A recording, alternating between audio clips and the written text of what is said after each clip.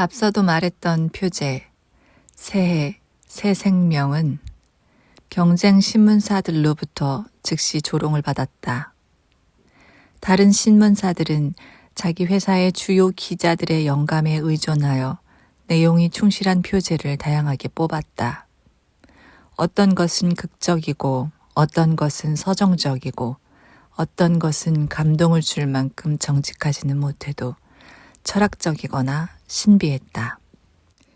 예를 들어 어떤 대중적인 신문은 그러면 우리는 어찌 되는 것인가 하는 표제의 맨 끝에 거대하고 화려한 의문부호를 찍어놓는 것으로 만족했다.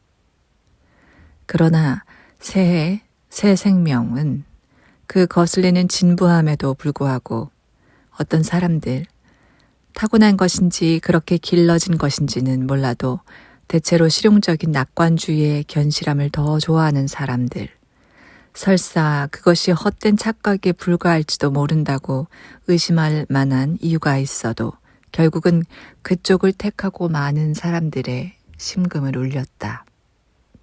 그들은 이 혼란의 나날에 이르기까지 이곳이 가능한 모든 세계 가운데 최고의 세계라고 상상하며 살아왔다. 그런데 이제 기쁘게도 최선, 절대적으로 최선인 일이 지금 바로 이 자리에서 그들의 집 문간에서 일어나게 된 것이다.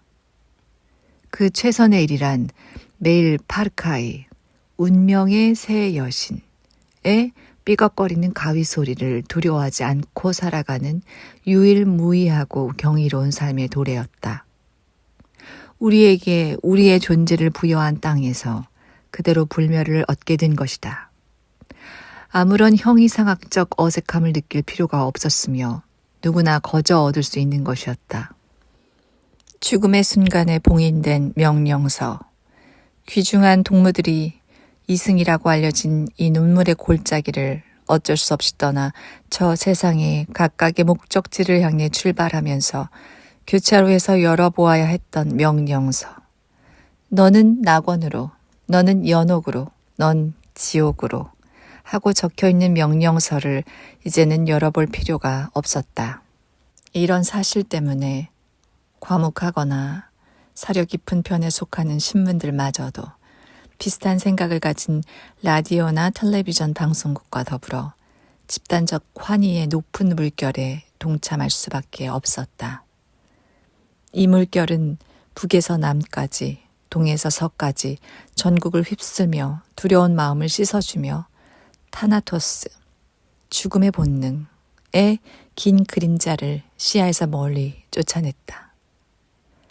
며칠이 지나도 여전히 아무도 죽지 않자 비관주의자와 회의주의자들마저 처음에는 몇 명씩 그러나 곧 때를 이루어 시민들의 말에 마구는 큰 바다에 합류하였고 기회가 있을 때마다 거리로 나가 큰 소리로 새 생명은 진실로 아름답다고 외쳤다. 어느 날 얼마 전에 과부가 된 한 부인은 비록 자신이 죽지 않으면 그렇게 애달파하며 떠나보냈던 남편을 두 번 다시는 볼 수 없다는 생각 때문에 가슴에 약간의 통증을 느끼지 않은 것은 아니지만 그래도 자신의 존재를 가득 채우는 새로운 기쁨을 달리는 표현할 길이 없어서 식당 너머 꽃으로 꾸민 발코니에 국기를 내다걸 생각을 했다. 이 일은 흔히 하는 말대로 말이 떨어지기가 무섭게 실행에 옮겨졌다. 그러자 48시간이 안 되어 국기 개양이 전국으로 퍼져나가 국기의 색깔과 상징이 풍경을 장악해버렸다. 물론 이 점은 도시에서 훨씬 더 분명하게 눈에 띄었다. 아무래도 시골보다는 도시에 발코니와 창문이 많기 때문이다. 이런 애국적 열광에 저항하는 것은 불가능했다. 게다가 어디서 나왔는지는 몰라도 위협적이지는 않아도 그래도 걱정스럽기는 한 이런 말까지 놔두는 판이었으니 말이다. 불멸의 국기를 창문에 걸지 않는 사람은 생명을 누릴 자격이 없다. 국기를 걸지 않는 사람은 배반을 하고 죽음으로 넘어간 거다. 우리와 함께하자. 애국자가 되자. 깃발을 사자. 하나 더 사자. 하나 더. 생명의 적들을 타도하라. 적들아, 이제 죽음이 없으니 운이 좋은 줄 알아라. 거리는 깃발이 펄럭이는 축제를 방불케 했다. 깃발은 바람이 불면 펄럭였다. 바람이 불지 않으면 세심하게 설치해 놓은 전기 선풍기가 자기 몫을 했다. 선풍기의 힘이 약했기 때문에 국기가 힘차게 펄럭이며 채찍질하는 듯한 소리를 내 군인 정신이 가득한 사람의 마음을 들뜨게 하는 데까지 이르지는 못했다. 그래도 애국적인 색깔들이 영광스럽게 물결치게 하는 것은 얼마든지 가능했다. 소수의 사람들은 자기들끼리 있을 때면 이건 지나치다고, 말도 안 된다고, 조만간 그 깃발과 페넌트를 모두 없앨 수밖에 없을 것이라고 수군거리곤 했다.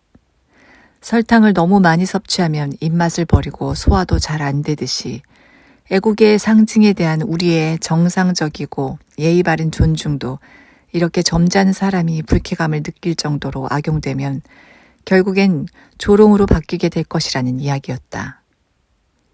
바바리 코트를 입고 다니는 뻔뻔스러운 노출광과 다를 것이 뭐냐는 것이었다.